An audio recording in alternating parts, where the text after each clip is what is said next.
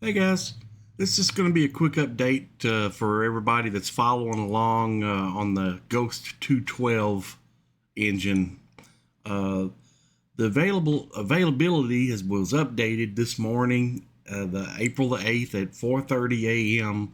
Pacific Standard Time, and they're showing that the Ghost is in stock.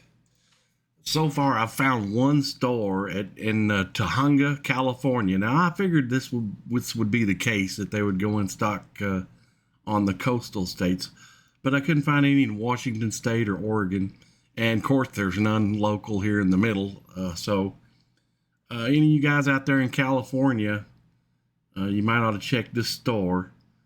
And I don't know how many they're going to have, or if they're available over the counter, or you got to ask for them or what. But anyway, guys, that's just a quick update. They are available at Tujunga, California.